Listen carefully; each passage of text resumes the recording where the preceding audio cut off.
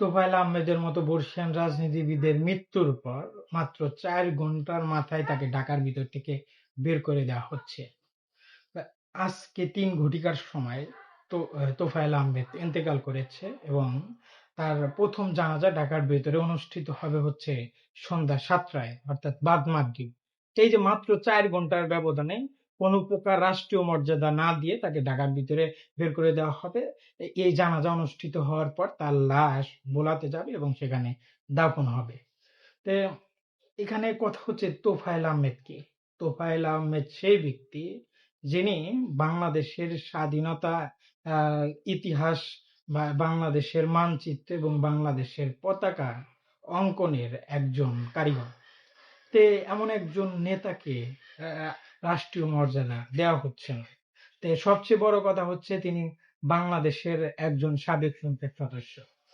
বাংলাদেশের রীতিনীতি অনুযায়ী কোনো সাবেক সংসদ সদস্য কিংবা বর্তমান সংসদ সদস্য যদি মারা যায় তাহলে তার জানাজা জাতীয় সংসদ ভবনের সামনে অনুষ্ঠিত হয়, কিন্তু সেটা এখন হচ্ছে না। হ্যাঁ, কিছুদিন আগে মতিয়া চৌধুরী যখন মারা যায় তার ক্ষেত্রে এমনটা ঘটেনি, এই রাষ্ট্রীয় মর্যাদা তাকেও দেওয়া হয়নি। তখন বলা হতো যে একটা কথা বলে পার পেত যে এটা মবের সরকার, এখানে হবে না, এটাই স্বাভাবিক। কিন্তু এখন তো ভাই মবের সরকার না, এখন কেন জাতীয় নেতাদেরকে রাষ্ট্রীয় মর্যাদা দেওয়া হচ্ছে না? যারা বাংলাদেশের ইতিহাস লিখেছে তাদের রাষ্ট্রীয় মর্যাদা দেওয়া হচ্ছে না? প্রশ্ন কিন্তু থেকে যায়।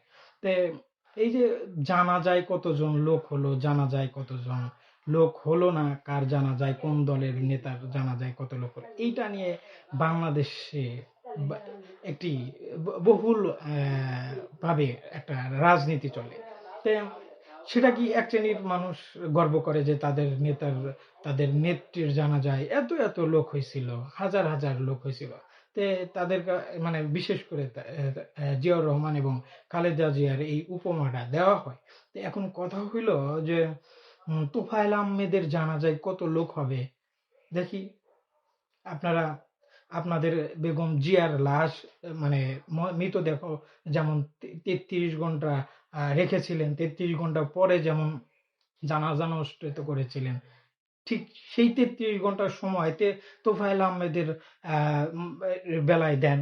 তোফায়েল আহমেদের জানাজার জন্য দেন ৩৩ ঘন্টা, যে ৩৩ ঘন্টা পরে ঢাকার ভিতরে একটা জানাজা অনুষ্ঠিত হবে, দেখি কতজন লোক হয়। এই এই শ্রেণীর মানুষই আবার বঙ্গবন্ধুর জানাজা নিয়ে কটাক্ষ করে যে বঙ্গবন্ধু জানাজায় মাত্র ১৭ জন লোক হয়েছিল।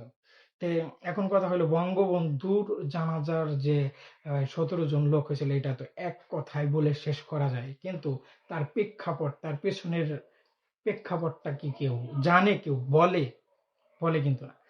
পেছনের প্রেক্ষাপটটা কি ছিল? বঙ্গবন্ধু 15ই আগস্ট মারা যাওয়ার পরে বঙ্গবন্ধুর লাশ কিন্তু তার পরিবারের কাছে হস্তান্তর করা হয়নি, এইটা সরকারিভাবে দাফন করা হয়েছে।